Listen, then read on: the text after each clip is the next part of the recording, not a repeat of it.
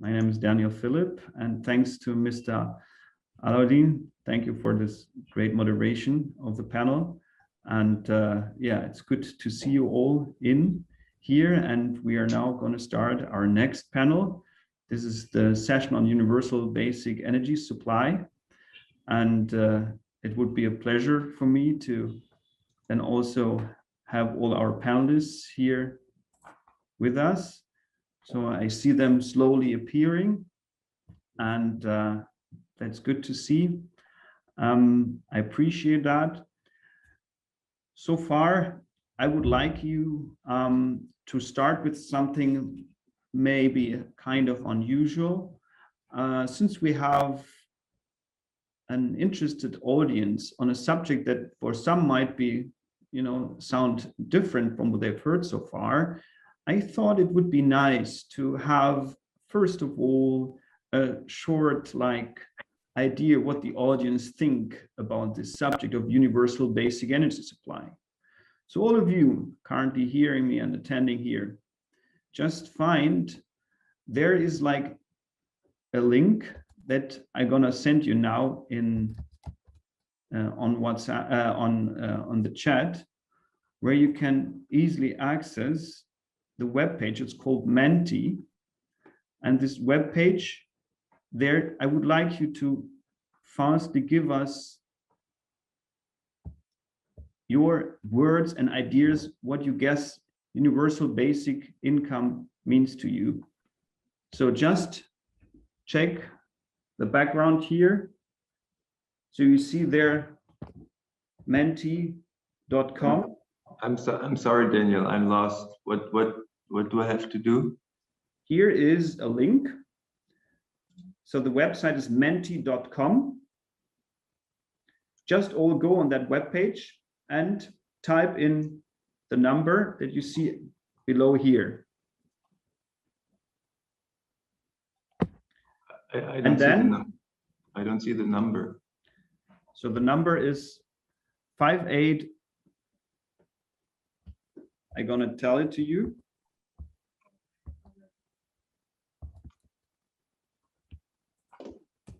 As well as gonna send you now the chat link. In the chat, you can find the link. You can just click it for those who are familiar with the chat, or you use the number. The number is 5801820.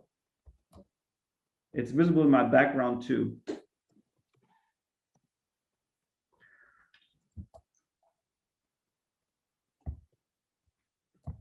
Now I'm sharing the screen so that you see the results upcoming.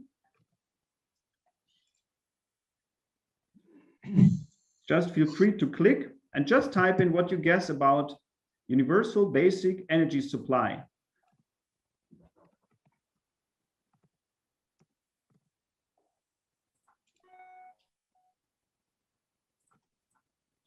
Here now you can see the first results.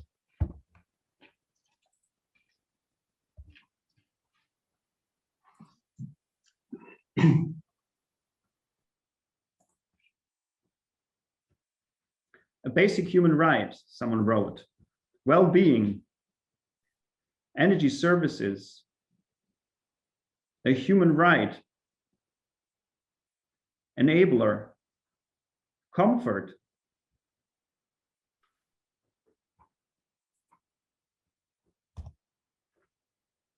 decent living, prosperity, fairness,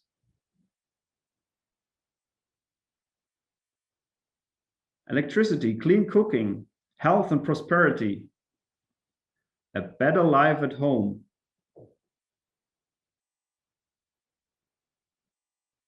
a driver for development. Of course, nice that someone wrote the number, but it's the wrong number. There's a typo. It's 5801820. It seems to be tricky. That's nice. Tricky, I guess that's something very important. What does the universal basic energy supply means to us? So I leave this open, and everybody can also check still online how it looks like. But I'm now stopping this. But I appreciate what you all put in. Just go on and type in for those who are still using the link. Feel free. And of course, we're going to also publish this later on as a cloud, word cloud, where you see what all the associations are related to universal basic energy supply. First of all, I would like to start with you a little bit on the understanding what maybe universal and basic could mean. And for this, I would like to start with a very brief presentation on what is called the Maslow's hierarchy of needs. So what you see here is a kind of pyramid, and you have different levels. Don't read everything. It's just only that you see how it's being defined, and those who are familiar from the scientific perspective or like a broader sense, you'll find that also in the Wikipedia. You can just further look at that. But what is the idea about this? This is a pyramid that basically shows what are the physiological aspects of life, the safety, love and belonging, esteem, and self-actualization in an order, you know, starting from a basis where the physiological basis is being described, the main things that are relevant. And basis here could also refer to what we see in the universal basic energy supply as the basic aspects: breathing, food, water, sleep, homeostasis, extraction. And of course, on safety level, body, employment, resources, morality, the family, health, and property. So those things and the basis of this pyramid supposed to be like within the hierarchy, the most important things. And we see here that energy most probably is a high relevant thing here. And from that perspective, you know, I just made something slightly different. I just turned this hierarchy around, because hierarchy usually has this impression that, you know, what is on top is the most important. But let's turn it around. And some of those now in the panel, and some of those who know me already, they know that this has been from the beginning approach from my personal experience with this whole subject of energy supply, to turn the world a little bit around, or to turn around some things to learn from other parts in the world. And that is why I appreciate a lot that this conference is about Bangladesh, because I have to say, as I'm Daniel Phillip and my background is energy engineering, you know, and I'm delighted to be part of this conference, and just like glad that I can moderate such a great session with such a great panel. I have to say that decades ago, almost 2 decades ago, I got to learn, I got to know Dipal, who is part of our panel as well today. And I went to Bangladesh to learn from there, just to turn around the way of how scientific learning sometimes can look like, going somewhere where it's very unexpected to learn something, where it looks like that things just like these essential aspects of life, breathing, food, water, sleep, and homeostasis and extraction are such under stress. In a country like Bangladesh 10, 20 years ago, it was so much different.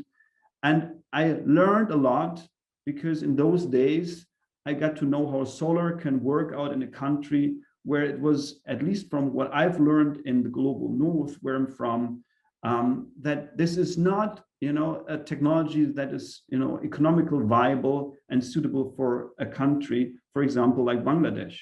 And I was proven wrong in this. And I started my scientific career in those days learning from how it works in Bangladesh, while there had been only a few thousand solar home systems in the field. And solar was playing a very minor role in the activities in that country. And it was somehow the starting point in those days of an extreme success that we have discussed in this conference pretty well already, but until today made energy something so big in remote and like unserved areas that you could say that we turned around in those days already this pyramid, this hierarchy, and now it looks quite suitable to what we have in Bangladesh.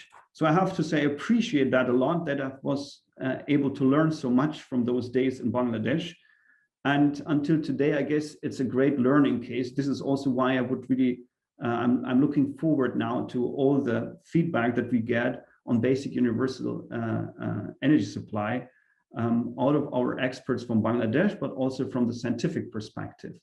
So what you see now is, of course, very common to everybody. How is the current situation of electricity access in the world? And you see that, you know, of course, those countries are still not well served, that should be much better served. And the question is, what are the needs that should be tracked or tackled here? And it's maybe interesting for everybody to know why this session is called Universal Basic Energy Supply. For those who are familiar with current developments in this universal basic understanding or approach, there is a very huge community now on the subject of universal basic income. So I just put here a brief slide that nobody should read, but it's a nice reference also to find online. What is the idea of universal basic income? And it's something that comes from more the understanding in the global north, where there seems to be like sufficient revenue there that can be used on tax basis from the government to support people with a basic income. But to understand why such a basic income is so important, I found it very crucial to see that we have issues in the global north that I found we already tackled in Bangladesh very well, because the understanding of basic needs and the basic aspects of life. So in this slide, as you can see here, there's everything mentioned that are the basic things. And I don't want to go into this furthermore, but I would like maybe to use the momentum of the understanding of the universal basic income to show you with such a slide that there's a huge discrepancy along scientific activities why universal basic income has different meanings and different aspects. So since we have in our panel also economist who is not experienced in the field just like in Bangladesh, but who is well experienced with a lot of the economy's theories, maybe Christian von Hirschhausen, would you mind being a representative of the Technical University of Berlin here and being very well known and the wonderful partner in this whole conference on the subject of economy perspective on the energy? Would you mind maybe giving us a brief understanding from your side? You must not refer to this slide, but maybe you can just give us an interesting or a small understanding from your side. What do you guess on economical impact of universal basic aspects of life? Thanks, Christian.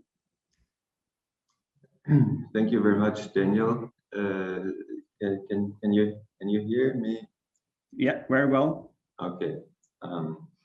Thanks a lot, and I also look forward to this discussion, in particular with the keynote speaker and the other panelists. And I want to thank you and the organizers of this conference for bringing home this important issue and linking the topic of access with the topic of sustainable development and the issue of distribution, because after all, we're talking about a simple thing that was at the origin of economics, of the classical economics, was a question of distribution, how to distribute goods, capital, labor, so that the wealth of the nation would be optimized. That's the 18th century. And the 19th century was from an economic point of view a deepening of this thing around the social question, where Marxism came about. I put in Marxism because I think the approach that is being referred to of the universal income is one of this is Marxist, and that may be debated. In the 20th century, this issue disappeared, in particular in the second half of the 20th century, because we were in a bilateral Cold War, right? The West, I exaggerate, the West was capitalist, the East was socialist, and everybody had to show to the other that he was better than the other one. And so the issue of distribution disappeared.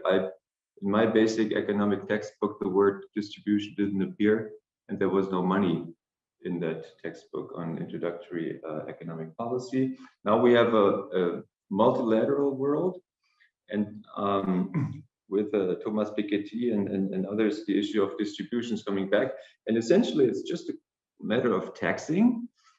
There's nothing very fancy about it. You just have different tax rates, right?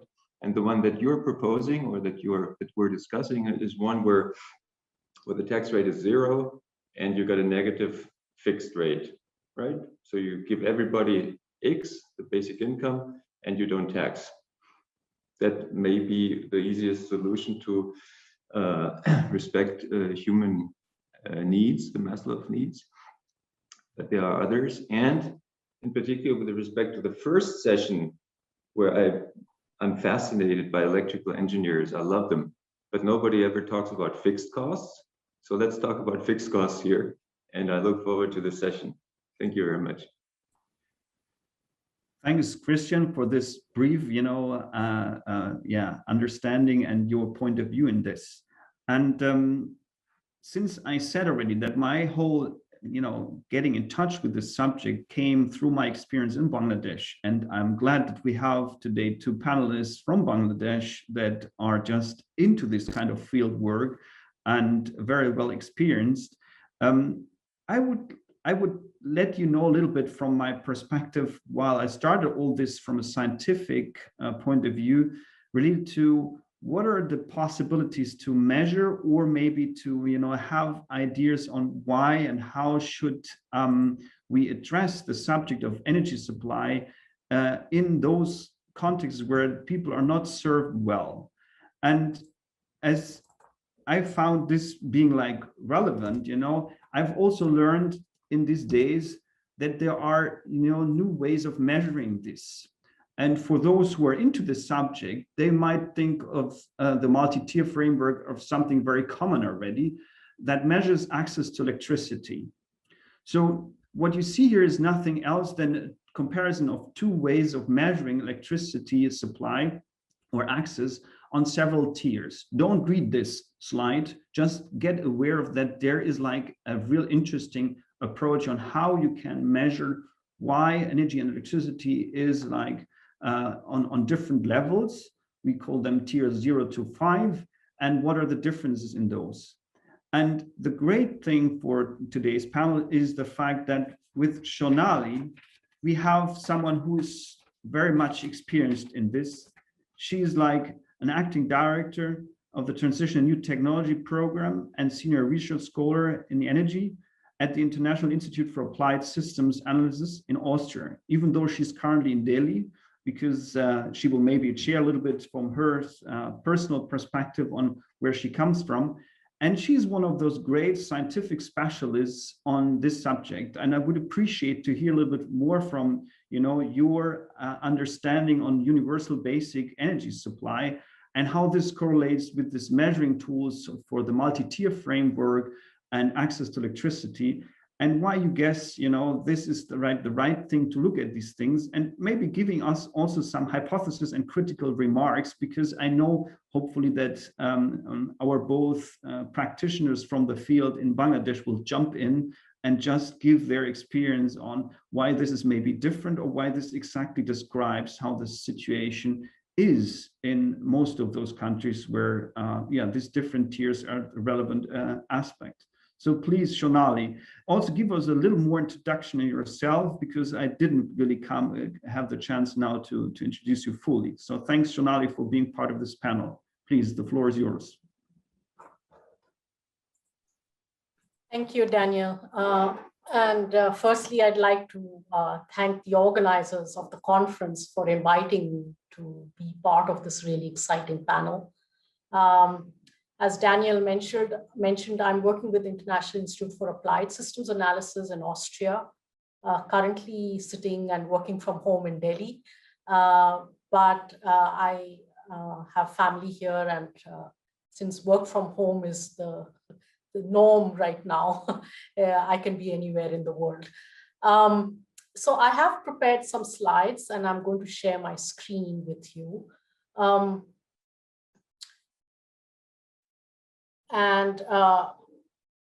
do you see my slides now? Just let me know. Yeah. Okay. Yes, great. we see that. Wonderful. Thanks, Perfect. Shonali.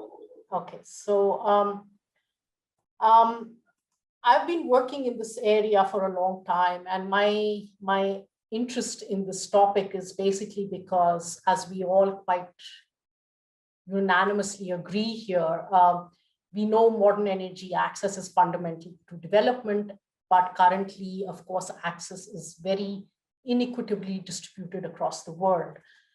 We know energy is essential to all our aspirations. We need it for basic needs. We need it for community amenities. We need it for communication, mobility, discretionary consumption, and so on and so forth. And it's also essential for driving economic activity, for increasing productivity, and so on and so forth. And this is the reason why, we have energy access as one of the sustainable development goals now. And we know that it's a central sustainable development goal. I don't want you to go into the details of the picture I'm showing here on the slide, but basically what it represents is how energy, this SDG 7 on energy, is related to the other sustainable development goals. And of course, there are synergies and trade-offs of energy transformations with all the sustainable development goals. And in particular, if you take one simple example, of course, we know that a shift from bio-based traditional cooking to cleaner cooking alternatives has major implications for health and for pollution globally. There are also, of course, some trade-offs in some instances. For instance, if you have a large bioenergy sector, biofuel sector, then there could be potentially some trade-offs with food security. It depends, of course, very much on land availability and so on and so forth. But the critical point is that, of course, energy is central to all aspects of modern life. It's central to economic activity. And that's why we're even talking about the concept of universal basic energy supply. So as far as the SDG 7 is concerned, we know, of course, that SDG 7 has 3 sub-goals: universal access to modern energy services, increasing the share of renewable energy, and doubling the rate of energy efficiency. And these goals are lofty and ambitious.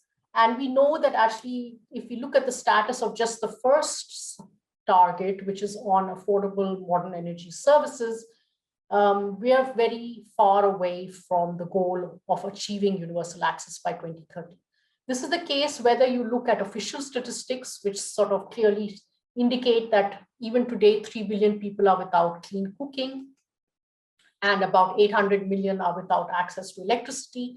But even if you go beyond the official statistics and look at other studies that are trying to quantify what the state of access is globally, then we see that, recently an SMAP study has shown that even amongst those populations that say that their primary dependence is on clean cooking stoves, they are still stacking dirty fuels. So in fact, it's more like 4 billion people that are still relying on traditional fuels and stoves. And if you look at electricity access as well, I mean, while so official statistics say that 800 million people are without access to electricity, if you consider reliability of electricity supply, actually it's more like 3.5 billion people who don't have reliable electric supply today. So actually the scale of the challenge is enormous. Now, if you look about the thinking about energy and well-being, there has been kind of an evolution that you can see over time. So earlier, of course, there has been this kind of emphasis on connections, providing, all universally with a connection to electricity, a connection to clean cooking. Over a period of time, there has been increasing understanding that actually other dimensions are important, in particular reliability and affordability, because as we've seen, even when people have a connection, they may not be getting reliable supply, or they may not be able to afford appliances and the energy required to get services. Then there has been more recently a an increasing understanding that actually what we're aiming for is energy to meet basic needs and basically to improve life quality and well-being. But ultimately, just looking at the bottom of the distribution, as we've been talking about distributional aspects, is not enough, because now we know that at the top end of the distribution, there is overconsumption of energy that we also need to be concerned about. So there has been increasingly this discussion about perhaps looking at energy sufficiency to maximize well-being. So because we are living with all these environmental impacts that we've created through our new modern energy systems, we now have to also deal with issues of climate change and biodiversity loss. And this means that we really need to think about consumption, both underconsumption and overconsumption. So what do we mean when we mean modern energy? I mean, of course, this is again something that has many different facets. We know that energy service needs are varied, and we need to consider these different needs, because obviously there are needs related to personal consumption, to basic needs. There are needs related to community services, healthcare, education, and so on and so forth. There are needs related to productive activity and productive use. So we know that energy service needs are varied, and distinguishing between these different needs is important. We also know that there are different degrees of modernity. So basically, if someone is using solid fuels on a primitive stove, that is really the worst possible option for them. You might be using, solid fuels in a more advanced stove, which has slightly better implications for your well-being. Or then you could be using liquid gas or electricity stoves, which don't have repercussions for your own health. And if it's renewably based, then obviously you have less repercussions for the environment as well. And then we know that energy supply has also many, many dimensions. We've talked about already affordability and reliability, which is already mentioned in the goal itself, the SDG 7 goal. But of course, there are other aspects of supply, which is basically also to do with quality, sustainability, efficiency, and so on and so forth, which have been discussed in the literature and have been also taken up by different bodies that are trying to look at energy access globally. So you already mentioned, Daniel, the multi-tier framework. The World Bank multi-tier framework is an effort to really go beyond this binary measurement of access, of like either yes, you have a connection, or no, you don't have a connection, to go beyond that, to look at multiple dimensions and to distinguish between different tiers of access. So understanding that, access is kind of more of a continuum, not just a binary thing. And the multi-tier framework is, of course, a major advancement over binary indicators, but now it has become extremely complicated. It's even to just measure access to electricity. It has 7 different dimensions it distinguishes between, and it has 5 different tiers that it's 5 to 6 different tiers that it kind of distinguishes between. And this makes it a very data needy framework. Not everywhere in the world we have the data available to do this kind of tracking, even though, of course, it would be ideal if we did. And so we basically tried to look at existing measures, including the multi-tier framework, and try to assess what are some of the shortcomings of these, and is there a way to improve upon them. And basically, we found that there are certain things that certainly one wants to try to address in trying to come up with an alternative framework for measuring access that can be applied more globally. One is that if you focus only on supply, this inadequately captures access to services, right? So while supply is essential to provide service, you cannot focus on supply alone. Then consumption and capacity, if these are used to measure how much access people have, it can lead to undermining efficiency goals, because You say, oh, if you have 1,000 kilowatt hours, if you're consuming 1,000 kilowatt hours, that's better than 500 kilowatt hours. Yes, that may be so if you're really getting all the services that, efficient 1,000 kilowatt hours can supply. But, if someone's using inefficient lighting, inefficient appliances, they can very well consume a lot of electricity, but that's not really improving their welfare, their well-being. Some dimensions like affordability are quite poorly captured in existing frameworks.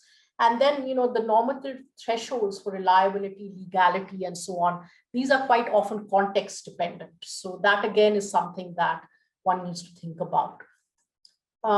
So we came up with this alternative framework, and that's the picture that Daniel started introducing me with. And this alternative framework basically tries to do a few different things.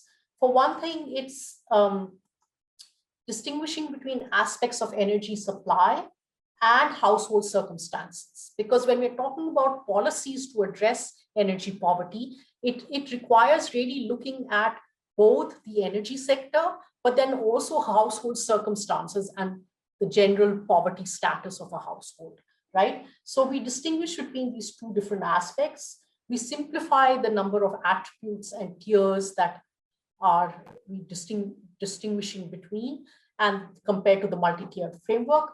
We use appliance ownership as a proxy for access to services. So we're not using consumption, but we're using appliance ownership as an proxy for access to services. And we also try to refine the affordability indicator. And so on the left-hand side on this graph, you see our alternative framework. And on the right-hand side, you see the multi-tier framework. And the example here is really only of electricity services for the household. But basically, we focus on a fewer set of dimensions. We distinguish only few tiers, and we use basically appliance access as a proxy for service. We think this framework better captures the heterogeneity in access. We are currently applying this to many, many different countries wherever we have data. And here is a preview of work that is in progress at the moment, where we've really tried to look at the binary indicator. So on the top in this graph, we have electricity access, and the bottom we have clean cooking access. And basically what this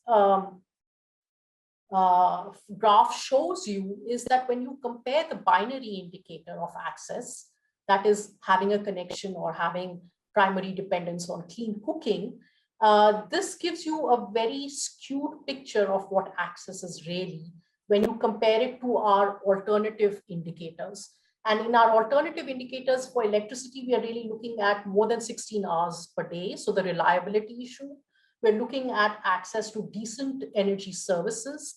That means having lighting, fans, and mobile phones, and so on and so forth.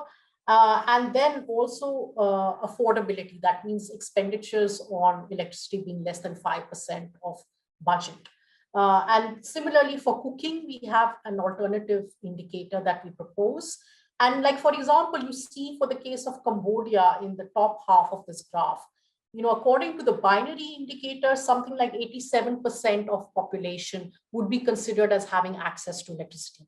But if you look at it from the point of view of reliability, service, affordability, then only 67% really have access to electricity, as you can see from this graph.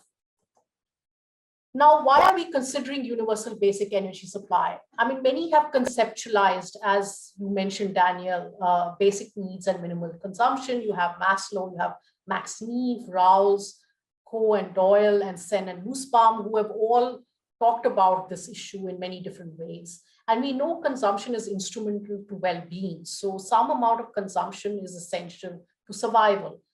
Also, energy is an important enabler. We've seen that also in your word cloud. Enabler has come up to meeting consumption needs. So this is why we're talking about this issue now. And it's not a new question. It's an old question. It's a question that we've been discussing for the last 40 years or more. So, all the way from the 1970s when we had the oil crisis, we started talking about it. Then we had limits to growth. Then we had Goldenberg and all saying we need 1 kilowatt per capita to achieve basic needs and much more. So this is not a new question. This is an old question. And despite that, we've seen that there are many efforts to define what this basic universal should be. But there are really few reliable answers. So, if we think about the Sustainable Development Goal discussion, it started with this United Nations AGEC, which was a body that was formed to really define the goal. And they thought about basic needs as being very little, like 100 kilowatt hours per capita per year. And now if we look at the Energy for Growth Hub's latest estimate from Todd Moss and so on, they are saying it should be 1,000 kilowatt per hour per capita per hour. So there's been kind of this, moving from one end to the other. And even in the literature, if you look at different, studies, we find that Goldenberg and all said 32 gigajoules per capita. There have been other studies that link energy to Human Development Index and quality of life, and they have estimated 22 to 53 gigajoules per capita. SNIL and others have suggested it should be between 50 and 70 gigajoule per capita. And there are studies from WEC where they have suggested that everyone should have the standard of living in Poland, which is about 100 gigajoule per capita. So there's been a lot of work on this. And I think what is required now is really a focus on decent living standards, looking at alternative needs, what are needs for decent living.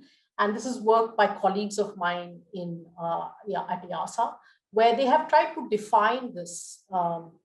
It is a normative decision, and you may decide to define it differently. But shelter, nutrition, health, hygiene, socialization, and mobility are basic needs that we all today take for granted. So one really needs to think about this. And then they have tried to quantify globally how well is the world doing in achieving these different needs. And what we can see is, of course, there's a strong north-south divide. The regions where you have income poverty are correlated with regions where you lack access to these decent living services, and particularly regions of sub-Saharan Africa, South Asia, and so on and so forth, have a huge gap in terms of meeting these decent living standards. They've also quantified the energy needed to meet these decent living standards. And again, this is work that is in preparation, but basically we see that this is different depending on region, because obviously energy needs are different depending on weather and other context specific factors, but it's at the range of 12 to 40 gigajoule per capita per year, which is very low compared to averages in many parts of the world. But at the same time, it's a big gap for some countries where many people don't have even one fraction of this today. And we see that mobility is a need that is very energy intensive and is actually not even one that is considered amongst the SDG 7 goals and in the energy access discussions so far. So I know there are many other questions that we want to answer and other speakers that come after me. So I'll try to end here with a few concluding remarks. One, I don't think we should be talking about universal basic energy supply.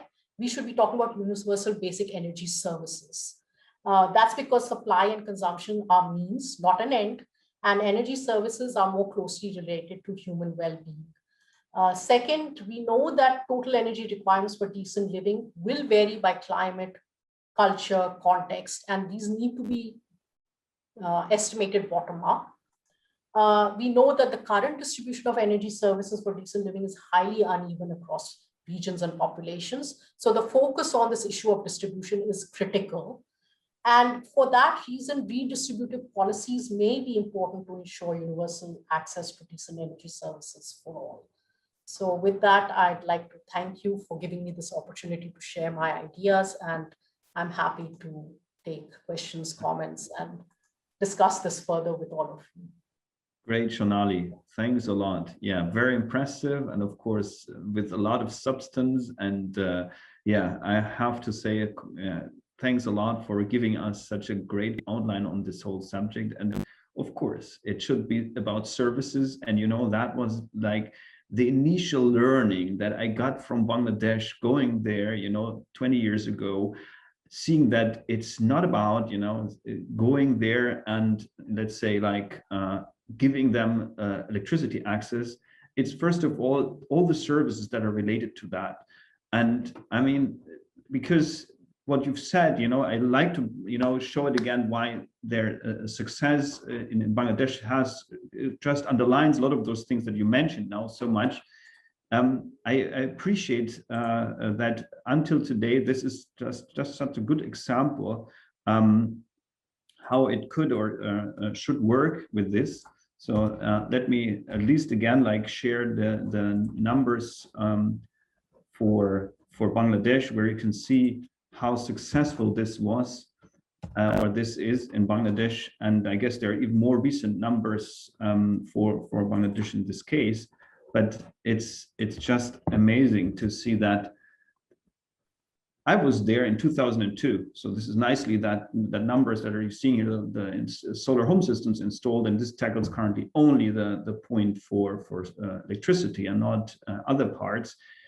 And in those days, it was like a few numbers in the field, and nowadays you can see there are like thousands or a million systems out there, and it's 2020 has even more numbers. These numbers are taken from ITCO, and what you see here is like basically how people have absorbed the fact that services are needed, because these systems, these solar home systems, they could consider also as solar home services systems. They just came into the field based on a service idea for the uses at home, and it's also always related to this idea of uses. And there was this good question in our chat, basically referring to how the SDGs should basically currently addressing energy not as electricity and maybe fuel, cooking fuel use, but also with all the other parts that are just coming along with energy services. And taking it from that perspective, maybe, as I said in the beginning, my first touch ground with this subject was together with Dipal Barua, who is today our panelist too. Maybe Dipal, you could give your like idea a little bit, your background on how it developed with the solar home systems in Bangladesh, and what you have currently achieved also with your foundation, the Bright Green Energy Foundation that you have founded and that you are the managing director of. And knowing that you are part of like the initial ideas of microfinancing, I mean, I know you from the early days, and that's something that I really appreciate. Maybe Dipal, you would like to highlight a little bit from your perspective, and please don't mind, introduce yourself a little further for those in the audience who might not know you already, even though I guess you're kind of famous, at least to my understanding. Thanks, Dipal, for being part of our panel today. Good afternoon. I'm very happy to join in this conference, especially the Brack University, Technical University of Berlin, and also the university from another university, I think the Carnegie Mellon University, and the distinguished panelists, co-panelists, and also the participants, distinguished participants. I'm very happy to explain our experience from the early days. Actually, I born and brought up in Jobra, Chittagong, my village. It was the first village of Grameen Bank started in 1976. So in 1996, we involved the MicroENERGY. Daniel is our friend, who also one of the pillar to develop Grameen Shakti in Bangladesh. I believe when we are traveling in the Bangladesh at that time, only 15% people have electricity in Bangladesh, 85% no. So every time we visit to our microcredit shareholder, owner of the bank, and they always say, sir, you started a credit for the income generation, but we don't have electricity. So can you arrange electricity for us? Because the town, they have electricity. So we are thinking about renewable energy, but we are attending so many conferences for microcredit, but we met a lot of our friends. They also started a solar and also the wind energy and the biomass based.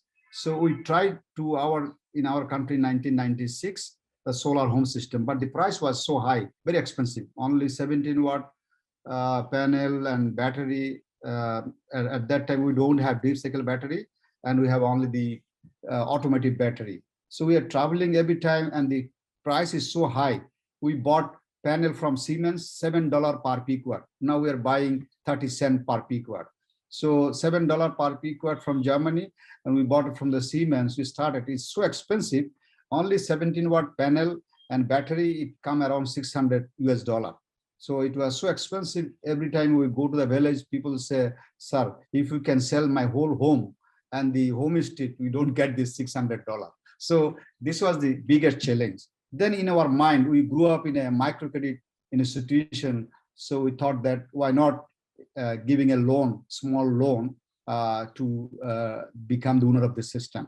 So initially we tried, but the poor people are not able to buy it. So we convinced some school teachers and other, because they have some regular income. Though the microcredit of Grameen Bank only provide the poor people, but the solar home system, we are not limited to the microcredit borrower only. We open to the whole society. Then some school teachers are interested. They're using television by bringing battery from 15 kilometer, 20 kilometer by their shoulder. And so then, and every time in the middle of the night, the battery is not working. So once we say the solar home system, it can also watching television and can run the light, everything. So people are interested. Some people are interested. So we provided 50% down payment and 50% advance payment. So that the down payment and 50% they have to pay within 6 months. This is the starting. And we installed few pieces, and everybody is so excited in the middle of the night in the village. Maybe 100, 200 people gather when we switch on in the solar light. At that time, it was fluorescent lamp only, and the black and white television. And they invited us for a dinner. I said, "Oh yeah, for dinner for 10 people, 15 people, we have engineers. We call them social engineers, electrical engineers, basically." And then that's the really word of mouth. Once or two pieces working, and everybody asking us, "Why not start install in our house?" Then we say the price, and everybody again thinking. So it takes time. 5 times to 6 times we visit one customer and they convince. So we are lucky that gradually it's growing, and we are giving sometimes a 6-month loan, and then we got a IFC loan, one from World Bank Group, around $750,000 US. Then we expanded a little bit, and the USAID came to visit us, and they're interested, and they give us small amount of money. Then we grow gradually. Then from 6 months to 1 year loan. So it takes from 96, 97, 98, 99, 2000, 2001 to, it takes 7 years to install the 10,000 system. Then it was interesting that the Japanese Kyocera company came to us, and they said, "We will give you $5 per peak watt because you are handling with the poor people, and we train young women for as a what call a maintenance, and we train all customers." So women is involved in the very beginning, and then the price is also going down, $5 per peak watt, and gradually $4, $3. So the price is going down, and we are expanding a lot. And the World Bank came up in 2004, I think, with the EAT-COP. Then the things are growing very fast because they gave a loan for 3 years, and then 15% down payment remaining. We provided a 50% down payment, and then 25% down payment. Remaining, they're paying 24 installment, then gradually 36 installment. So the beginning, it was interesting. Then even in the village, once you have a solar panel, the social prestige is also there, because somebody marrying their daughter to another house, they're asking, "Oh, do you have a solar panel in your house?" Because it's become a prestige, and it's become a kind of a equipment that also bring the electricity in the house. The first we see the first is the light, then they go for television, and the mobile phone is growing gradually. So in Bangladesh, the mobile density is so high. You see, because of the solar energy. When electricity is coming now, last 4 or 5 years actually, but before that, electricity was not available in the rural area. So I think the solar home system worked very well. This is the one of the best energy access model in the world. 6 million solar home system right now in Bangladesh, and many people criticize that there are 6 million batteries there, but you know, the technology developed. We have a battery recycling plant, so all the battery, at least 35% of the cost, they can get it. If you buy $100, you can get $35 when you, after 5 years, you can sell it to the recycling plant. So this is the initial, we are talking about the basic energy services, but I think energy needs. But in Bangladesh, our context, everybody want light, fan, and the television and mobile phone charging. Because once you are a more power unit, then you have a laptop and others, gradually is growing. And the LED things came in 2012. Then it was so much effective because 50-watt panel, we give a 4 light points and 1 television, black and white. Now, we give fan 35-watt, 25-watt panel, color television. So I think the technology is improving, and solar panel efficiency we are using at that time 15%, now around 22% efficiency, and in the laboratory, NRA laboratory, now around 40% efficiency.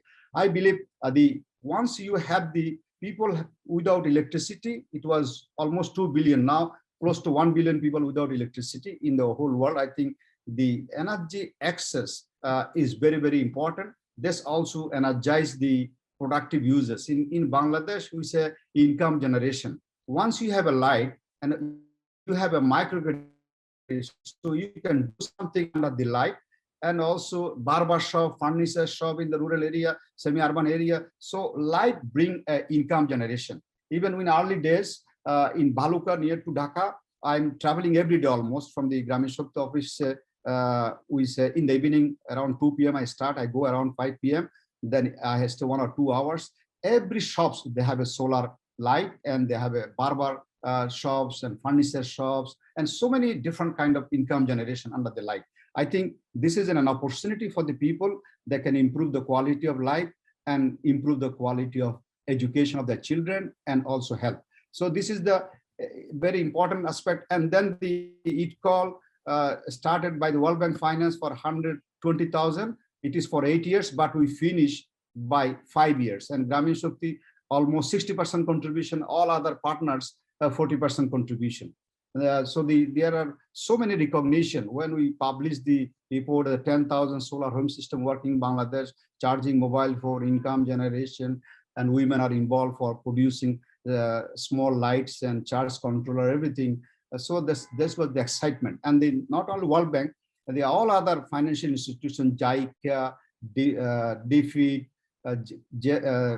GIZ, KFW, World Bank, ADB, everybody joined there, and now almost 7 million solar home system. And the people say around 300 megawatt producing for solar home system. I would say 15% of the population right now. There's a 100% electricity by the end of this year. But you know, 15% people still using solar energy for the electricity, even for 100%. So in that case, out of 170 million people, 15% people is a huge population using it. I think day by day, solar energy increasing. We are extended to solar irrigation, even grid tie solar also irrigation, and also we have a solar street light is growing. More than 1 million solar home system street light is there, and also AC/DC system is growing. But we have a land scarcity, not the bigger, around 100 megawatt also in the grid tie solar system already is working there. But still, I believe the rooftop is coming up. Net metering policy, SREDA took it very good step, I think, in coming years. And in Bangladesh, now the solar, even a BGF we established in 2010, I got the award from Abu Dhabi. They gave me a human resources 1.5 million. So I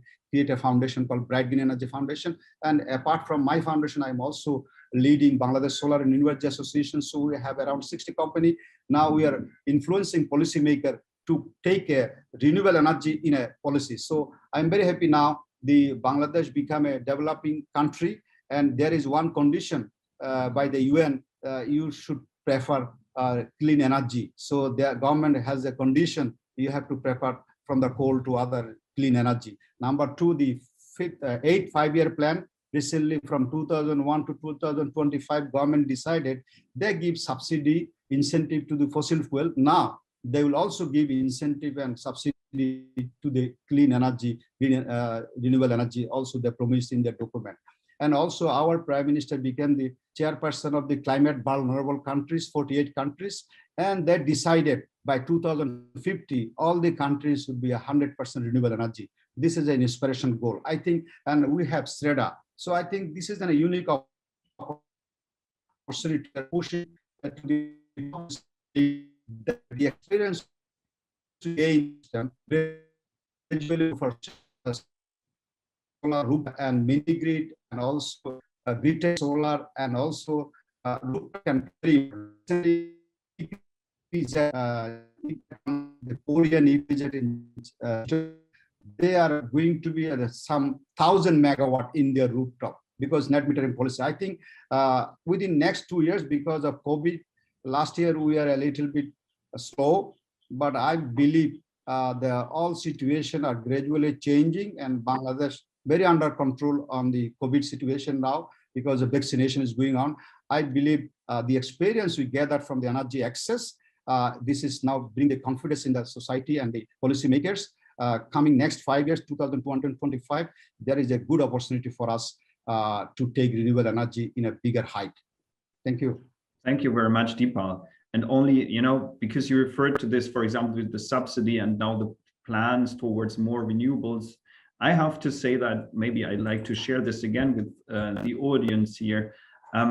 It's, you know, one of the major findings, and you'd explained it very properly in your presentation, or in your speech now, Dipal. I mean, initially we had to understand that the price for a solar home system, as you said, was extremely high. And it used to be so high that the normal population cannot afford it. And only due to the microfinancing mechanism and the special service, basically a service that came along with the concept of providing electricity or energy, you know, it was all of a sudden possible, at least to our middle income class. But of course, the current discussion is also how to reach out to those that are poor, that are below that, you know. But of course, microfinancing was a key part without any subsidy, first of all, to address these people and give them the chance to access this technology. And that was like a major finding in the field, that people all of a sudden had been like in the position to afford such systems only because there was the right servicing concept behind that. And you mentioned also the fact what has been, you know, provided from technicians and support in the field. That is much more than only to say there is access to electricity. It became an all over thing. And that is something that up to today, I appreciate about the work of in particular, of course, those new, the first runners in this field of Grameen Shakti.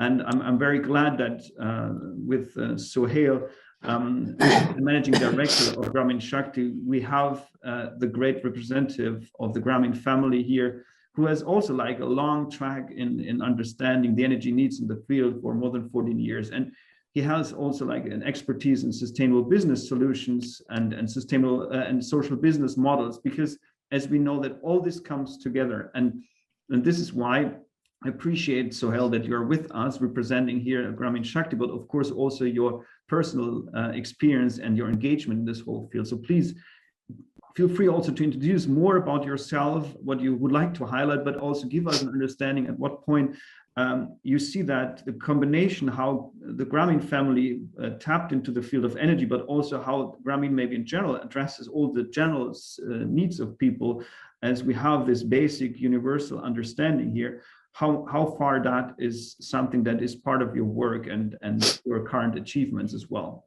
Thanks, Sohel, for being with us in this panel. Please, the floor is yours. Thank you, Daniel. Am I audible? Yes, wonderful. Oh, thanks. Great. It's great to be part of the panel. Thank you for inviting me. I'll start with about myself, that as you said, that I was in the field of renewable for about 14 years or more. Then I crossed over to Grameen.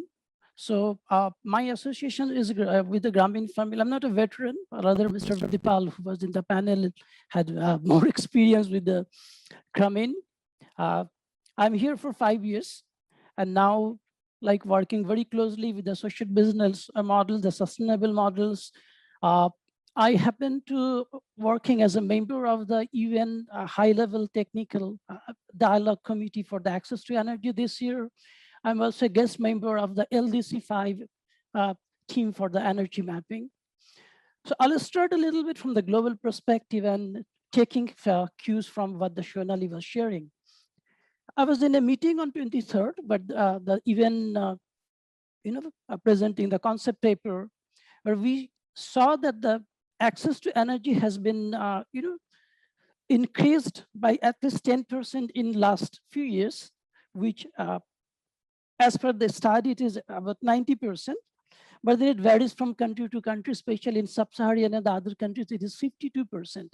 And still with the current rate of the kind of activities going on, at 2030, we'll leave 600 million people will be behind and not have any access to energy.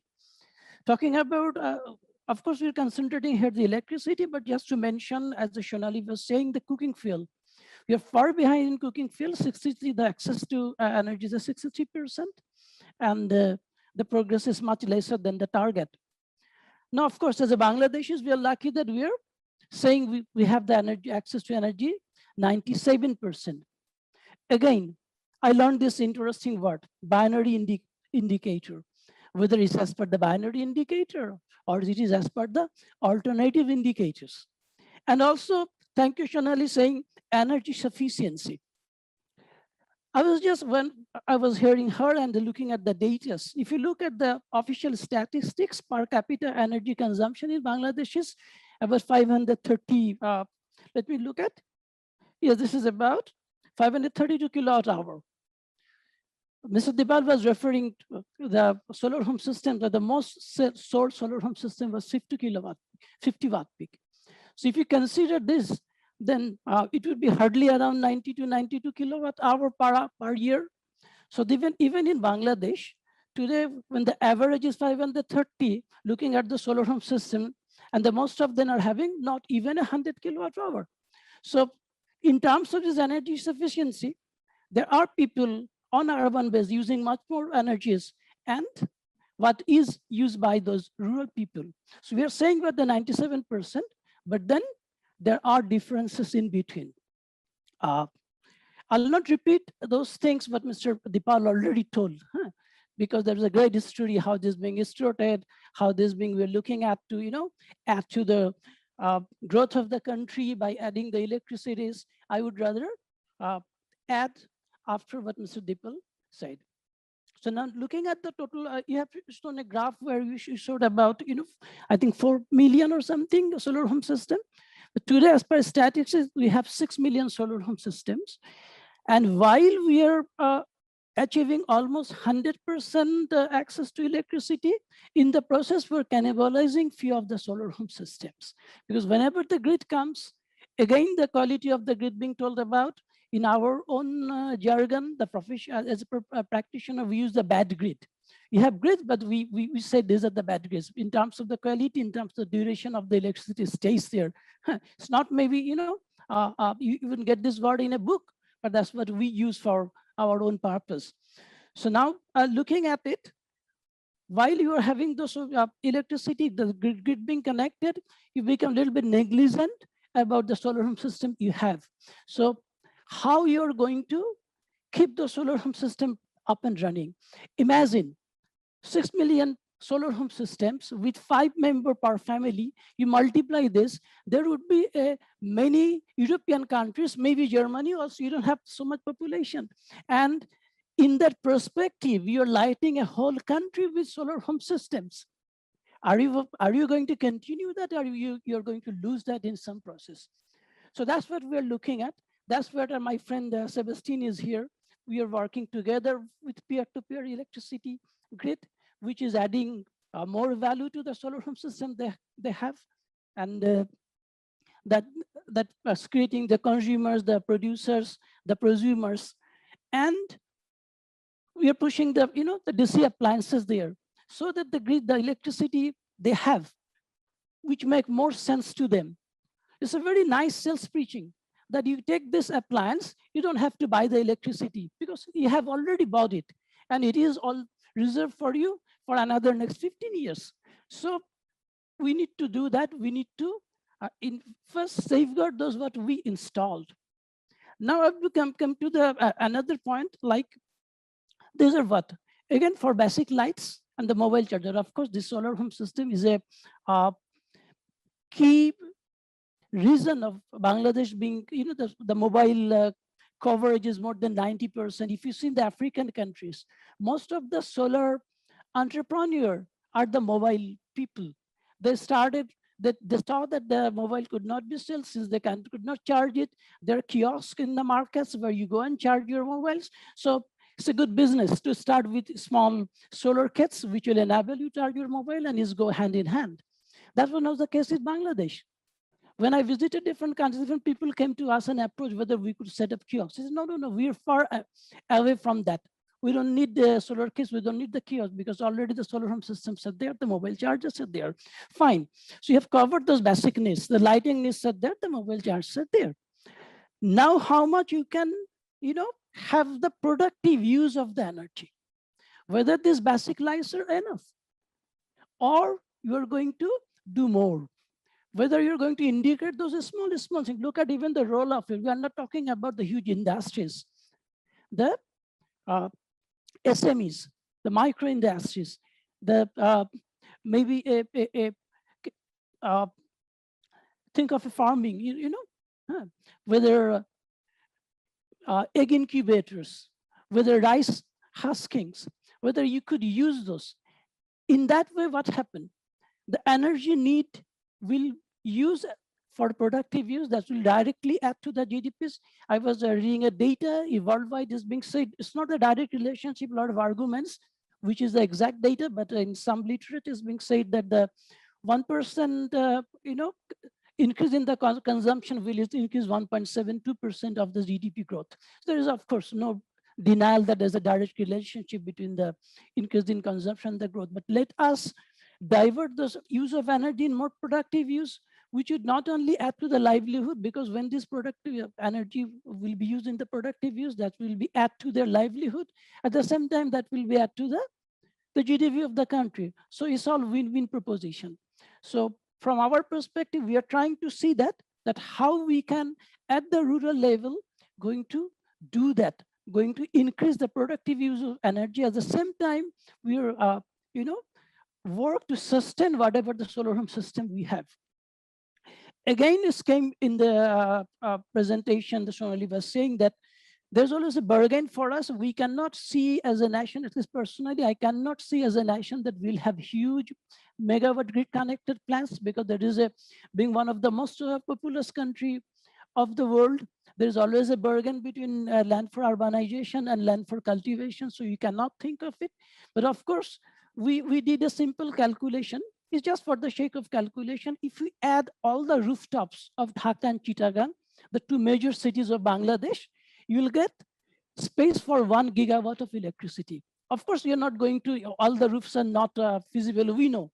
But if just a normal calculation shows it is 1 gigawatt, think of 10% of it. Think of 10% of it and then how much it is. But we think the enabling policy is required. For example, we have a policy that you have to install certain portion of free electricity through renewables if you want to have a new connection. So it's more like you have to do that, and then thereafter what happens, whether it's generating an electricity or not, probably not being examined. I believe if it is a little bit other way around, in the sense that you have to install, but then after you get that, you maybe get the reward after that.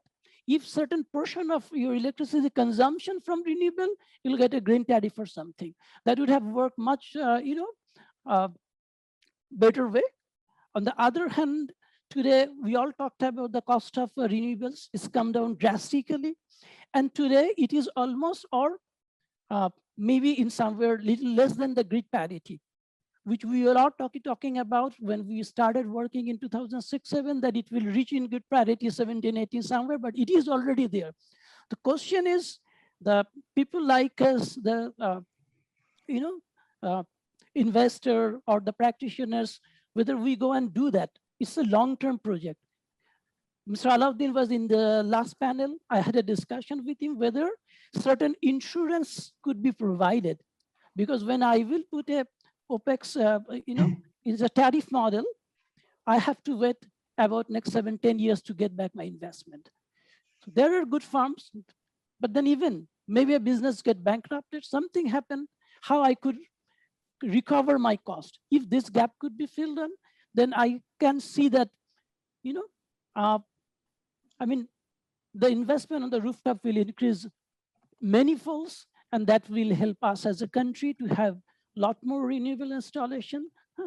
So from my perspective, that's what I do. If I conclude, sum up what just I have told, we are looking at the sort of sustainability of the solar homes being installed. We are looking at the productive use of the solar home systems. And at the same time, we are looking at the expansion of the rooftop, especially we're doing some trial on the tariff model, but we believe certain policy measures is also required for us to make it as a sustainable model. So yeah, from now, that's it from me. Over to you. Thanks a lot, Sohel. With you, I feel already like the bright green future, not only Bangladesh, maybe. That's exactly what I appreciate to hear. And hopefully we then really address properly the universal basic energy needs or services that should be out there. Since you are representing also the real approach in the field to address people's needs currently, one of the questions in coming from the Q&A already is that how about, we know that in the past 20 years, there had been a lot of improvement technology-wise, in particular for electricity, to have much cheaper systems, but still on the other side, maybe also the demand increased. So the question is, at what point do you see already with also addressing with new appliances, with new systems, maybe an increased threshold, like a basic energy need with the people, because the demand has somehow increased. It's maybe a question not only to you, but also to the others. But I like the perspective on, what kind of technology development we see also out there that should be addressed in this, And as well, I know that Christian, you have also some more questions. Maybe you might also raise your questions, then we can maybe sum up with some of these questions, give the panelists again the chance to answer those. And if there are still more questions coming from the audience in general, please feel free also to raise them. We try to put them in or give you also like bilaterally some answers. So please, Christian, maybe you add up also some of your questions, please. Yeah, thank you very much, Sohel, Dipal, Shonali. This is paradise. I'm sitting here and close to Daniel, and I'm being lectured things that are of high interest, and that I will lecture on Friday to our students. So thanks a lot. Let me ask one question, because we don't have much time here, but a little bit to each of you, and I have three fields. One is that I think from Sohel's approach, we could call this session or the entire conference 100% times 100%, because we're talking about 100% electrification and 100% renewables. And then the question is that in the spirit of SDG 7.2, is that consensus, or are there diverging ideas? Second question, and I'm very sorry that I'm a singleton here. I'm the only academic or person raising the issue of nuclear power in these conferences, even though we talk about renewables. But as you may have heard, and yesterday Mr. Mansur was asking the key question, what are we going to do with the nuclear waste? And you know that Bill Gates is coming around and trying to sell SMRs, which are supposedly safe reactors, in the spirit of electrification, which is a major argument, electrify the remaining 1 billion people. Is anybody considering this as an option, and what is your take on this? And then on Shonali, once again, thank you for putting up a new perspective on the indicators. Now, I'm usually, I see the glasses half full, even though they're maybe half empty. What you're saying is that our estimates of access need to be modified and that they need to be reduced, which I think is an interesting perspective, but goes into a right direction of services rather than quantitative indicators. Do you think this would require an overthinking of the indicators as we move out of we're moving out of SDGs, right? At the end of the decades, the SDGs will be no longer. So what is your suggestion, or what would be your take on the next round of indicators as we approach the end of the SDG time with the year 2030? Thank you very much. Thanks, Christian. And since you addressed Rachel, the rest of the panel, I mean, I also would like to put one of the questions that came now also from the audience is on subsidy, and what do you guess, like in particular when it comes to last mile for those that are kind of remote and difficult to reach. Is there an issue why it shouldn't be subsidies out there that reaches out for operations and maintenance for getting into those areas for the last mile? And if you don't mind, I would like to go through first Shonali, then Dipal, and then Sohel answering maybe those different questions as far as you feel being addressed with these questions. So just feel free then to start. Shonali, please. Thank you, Christian and Daniel. Great questions, great session, actually. Regarding what should be the next phase with the indicators and the measurement, that question specifically, I mean, actually this alternative framework that we've proposed and that we are now trying to operationalize through applying to different countries is really a step towards now thinking about beyond the SDGs, how do we start thinking about access and measuring and monitoring and tracking it. So as I mentioned, I think the two critical things that we need to distinguish in any kind of measurement framework are characteristics of supply and characteristics of the end user that you are trying to supply. So in fact, we need to basically be monitoring both of these entities, both the supply and the end user. And for this reason, we make this distinction in our alternative framework. And on the supply side, at a minimum, we need to be thinking about the cost of supply. So basically the business sustainability of the supply and the reliability of supply. So basically, are you being able to really provide supply 24/7 reliably at, for fuels at a distance that is close enough to the end user and so on and so forth. On the end user side, we need to really think about affordability, because at the end of the day, affordability is a big constraint for many end users even today, and the services that they enjoy. And typically services have been proxied by consumption or by capacity, power capacity, for instance. But what we argue is that consumption and power capacity are imperfect proxies for services, that we should really be looking at the appliances, the equipment that people own and use as a proxy for service. So for instance, we can look at people with and without fans, with and without air conditioners, with and without washing machines. These are all appliances that deliver specific services. And we should be looking at really getting universal access to decent living services for all. And that's, I think, some of the directions which the new framework or new goals that get developed should be thinking about in the post-SDG era.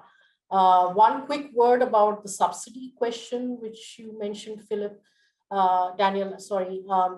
So there, I think the issue with subsidies in the past has been the fact that subsidies get put in place and then are never phased out and become a burden to the exchequer. So no doubt, social subsidies are required. There are people who cannot afford services. They need to be able to afford these services. It's important to their survival. It's important to their livelihoods. So, subsidies are required, but subsidies have to be planned in a way that they are introduced and then there's a phase out of them at some point in time. So that basically you're trying to provide the subsidy to improve the well-being of people and get them to a standard of living that eventually the subsidy will not be required. And I think that's the critical thing that is often forgotten when subsidies are put in place. So I'll end with that. Thank you very much, Shonali. So please, Dipal, now it's your turn, and all of you, please to be aware of that. We have 10 minutes left. So we are now in the phase of trying to give very short answers. Thanks, Dipal, please. Thank you very much. I think I appreciate all the panelists. Regarding the 100% renewable energy and 100% electrification, in our sense, actually there should be a mix of both. In our country, the people see 100% electricity, everybody feel comfortable, but the cost of electricity, and recently in the parliament, government took a regulation earlier that only once a year you can increase the electricity rate, but now they can increase electricity rate more than one time. So there is an apprehension, the electricity ingredients from abroad and others. So I think the electricity rate will increase. In that sense, I believe we can mix renewable energy gradually. What we are working for that, how the grid integration, sustainable grid, and more of. So now we put only 50 watt. Why not 1 kilowatt? Why not 2 kilowatt in their household, in the rooftop, in the rural area, so that you can produce. We are producing vegetables, we are producing fish, we are producing rice, we are producing everything. So why not we can produce our electricity from our rooftop? So this is one. I think the grid integration is the biggest challenge. If we can face it, I believe in Bangladesh, the mix of renewable energy will grow quickly. Only we need to how to integrate the distributed energy into the grid line, then it is the chances must go. And regarding the subsidy, I would say what Shonali mentioned, the social subsidy, I agree. But in our sense, all the solar home system owned by the customer, ownership. If you distribute free, if you distribute anything free, there is no value to the customer or the user. So in our sense, from the very beginning, solar home system is ownership by the customer, ownership by the household. So in that case, there is a much more attention for the maintenance. But we created the women entrepreneur, we created technicians. So now in Bangladesh, in many places, most of the places, they can repair it, they can maintain it. But still, I feel if we can train in every village 1 or 2, and they can open a small maintenance and the spare parts available in a quality and also price, I believe the maintenance would be much more easier. So for the solar home system, but for even the integration of the water distribution, now government took one initiative, Amar Gram Amar Shohar. So all the villages will get the facilities of cities. So we are now trying to, with the help of SREDA, we are trying to establish the water distribution, the what is called suitable water or fresh water in the household level, in the tap, in the dining and the cooking, and drinking. I think from the renewable sources possible. In that case, I think renewable energy cheaper and durable, and is already other environmental benefit, employment benefit is there. I think that we need to work on that, how the gradually percentage of renewable energy can be increased, and the subsidy we can use in a smart way, so that we can really build up the last mile coverage, how to build up this. Bangladesh have a lot of good experience, but we need to all this experience in such a way in a remote areas like island, remote areas in Chittagong Hill Tracts, we can build the capacity in the village level, so the repair and maintenance. So in that case, we need some kind of a social subsidy or a training subsidy or a different kind of subsidy we can help them. And the other, I think the nuclear, this is Daniel, you can answer these questions, but I believe the characteristics of supply and characteristics of customer, what Shonali mentioned, is important. In our case, we see once you are a customer and you become a owner, that is much more easy for the maintenance of the system. Thank you. Yes, short answer, 5 minutes left. Matter of the 100% electrification, as far as Bangladesh is concerned, of course, if you consider point-to-point connection, it is possible. We are almost to that. If you consider homogeneous versus heterogeneous, I think we need to work with that. If we consider productive use of energy, I think we need to work with that. Again, 100% renewable energy by 2050. I would love to see that, optimistic, but then I'm not sure whether we have the roadmap to reach there. Even we don't have the right roadmap to reach 2030 goal. I would rather be happy to see the 2050 net zero goal, even if we cannot have the 100% renewable, if the all electricity, you know, the total generation is achieve the net zero goal, that is even something good for me too. Then at least it will refer that you have a balance between renewables and the conventional energy. So yes, I don't want to be a pessimist. Already Christiana shows me the glass. So I don't want to be the pessimist, but I would love to see the roadmap that we are drawing it.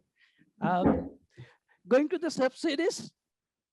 Yes, 100% agree with Shonali, but I would like to use this two other words. You know, phasing out mean, as per we practitioner, it is creating the service model which would phase out gradually and then become sustainable, as we kept on saying. So you create the solar home system we did in 3 years, installment subsidy, it passed on over. Then it stays for another 17 years to create a model out of it, so that and you can create a service model. And at the same time, you always don't need to look at the subsidy, the technology also. I have already given our joint initiative of Sohel and Grameen Shakti of the peer-to-peer grid. Here still you have to buy a solar home system by about maybe 4,000 or 5,000 taka, but by 2,000 taka you can take a meter and still you can buy energy. And for that, only for the time, even you may not need the energy for the whole month.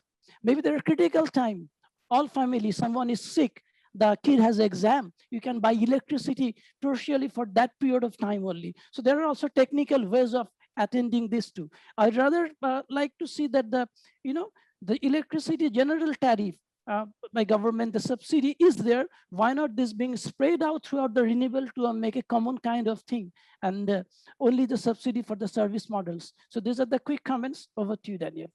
Oh, thank you very much. And yeah, exactly. I mean, it becomes something universal again. So we are back on board with this, and only to show you again, that is the result of all us here just typing in our associations. Now, of course, I corrected the title. Please, Shonali, find here already the Universal Basic Energy Service.